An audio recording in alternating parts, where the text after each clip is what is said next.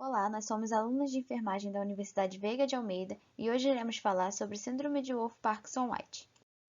Bom, a Síndrome de Wolff-Parkinson-White, por definição, é uma doença congênita, ou seja, ela já pode ser apresentada antes mesmo do nascimento, em que há uma conexão elétrica adicional entre os átrios e os ventrículos. Os portadores dessa síndrome apresentam via de condução anômalas chamadas feixes de Kent, que são comumente associadas a arritmias não letais. Antes de falarmos sobre a síndrome em si, vale salientar como funciona a condução elétrica em um coração sadio. Os impulsos elétricos chegam no coração através do nódulo sinoatrial, ou nódulo AS, localizado no átrio direito, perto da entrada da veia cava. Esse nódulo também é conhecido como marca-passo do coração, porque ele que é responsável por todo o batimento cardíaco e também determina a frequência cardíaca. Os impulsos desse nódulo propagam-se por ambos os átrios, fazendo então que eles se contraiam. O nódulo ventricular, ou nódulo AV, localiza-se no outro lado do átrio direito, perto da válvula atrioventricular. A onda de excitação atrial alcança os ventrículos através desse nódulo.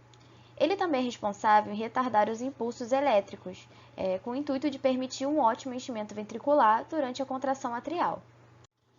O nódulo AV, então, propaga mais uma vez esses impulsos, chegando até os feixes de His, que é essa região subendocárdica que se divide em dois ramos, o ramo direito e o ramo esquerdo. Os sinais que chegam por esse feixe de His, então, são enviados pelas chamadas fibras de Purkinje, onde viram para cima e propagam-se pelo miocárdio ventricular, como pode-se observar pela setinha azul. A partir desse vídeo, pode-se perceber perfeitamente como funciona a propagação elétrica num coração normal. Ela se inicia no nódulo sinoatrial, passa para os dois átrios, há a contração, vem para o nódulo ventricular, que passa pelo feixe de His e futuramente para as fibras de Purkinje, fazendo então que a eletricidade passe por todo o coração e que haja a contração. Diferentemente de um coração sadio, onde possui somente uma via de condução elétrica para o bom funcionamento cardíaco, na síndrome de Wolff-Parkinson há uma via de condução a mais, a qual acaba afetando diretamente na frequência cardíaca do coração, provocando batimentos cardíacos irregulares. Essa via de condução a mais, a qual eu estou circulando aqui, também pode ser chamado de feixe de Kent. Vimos no vídeo de um coração normal que o estímulo passava somente pelo centro, porém agora com a via acessória ele passa pelo centro e também pela região lateral, o que prejudica diretamente no enchimento completo dos ventrículos durante a contração atrial, e como consequência disso, a pessoa pode apresentar um sintoma de insuficiência cardíaca.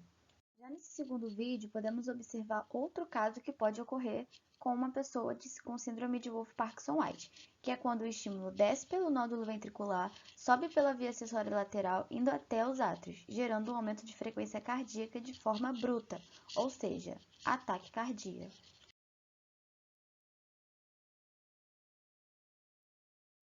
Quando ocorre a crise dessa síndrome, o paciente pode apresentar alguns desses sintomas: desconforto torácico, palpitações, dispneia, que é a dificuldade de respirar, a pré-síncope, que são sintomas de desmaio, extremidades frias por conta da insuficiência sanguínea para o corpo e ritmo cardíaco acelerado. Para um diagnóstico preciso dessa síndrome, é necessário que o paciente passe por alguns procedimentos e alguns exames, como, por exemplo, o eletrocardiograma, que vai ser responsável em registrar a atividade elétrica do coração. O ecocardiograma, que é um método de diagnóstico da estrutura e do funcionamento do coração, baseados no uso da ultrassom. O teste ergométrico, que é quando o paciente é colocado mediante um esforço físico e durante esse exercício há uma avaliação ampla do funcionamento cardiovascular, onde serão observados sintomas, comportamentos da frequência cardíaca, da pressão arterial e até mesmo do eletrocardiograma, isso durante e após o esforço físico. O Holter 24 horas, que também vai registrar a atividade elétrica do coração e suas variações, porém durante um período de 24 horas. Ele é um exame complementar ao eletrocardiograma, pois muitas vezes no eletro não aparecem alterações, devido ser um tempo mais limitado de exame. E também tem o estudo eletrofisiológico, que ele é através da introdução de catéteres em locais específicos do coração, com o intuito de descobrir e estudar os defeitos do sistema elétrico cardíaco. Existem alguns métodos de tratamento para quem possui a síndrome Wolff-Parkinson-White, como, por exemplo, a utilização de medicamentos antiarrítmicos, que buscam controlar os ritmos anormais ou irregulares do coração. Porém, esse paciente precisa estar ciente que ele passará por algumas restrições para o resto da vida, como praticar atividades físicas competitivas, esportes radicais e exercer profissões de risco, pois, mesmo com a utilização desses medicamentos, a via acessória ainda está presente no coração, ou seja, ela pode sim causar alguma outra arritmia. Outro método bastante utilizado é a ablação, que, assim como o estudo eletrofisiológico, é realizada por catéteres, ou seja, o que isso significa? Que não há uma necessidade de uma abertura do tórax para ter acesso ao coração, o que possibilita uma rápida recuperação do paciente.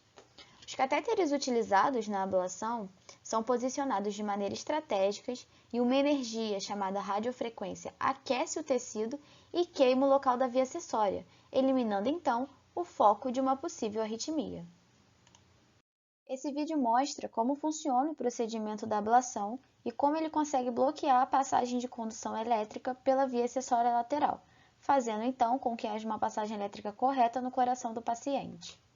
Alguns dos cuidados que a equipe de enfermagem tem que ter com esse paciente é a administração de medicamentos, monitoramento dos sinais vitais, como temperatura corporal, pulso, pressão arterial, frequência respiratória. Precisa também estar atenta a qualquer alteração no monitor e fazer sempre um eletrocardiograma de rotina. Bom, eu espero que vocês tenham aprendido um pouco mais sobre essa síndrome a partir desse trabalho. Um beijo e até a próxima!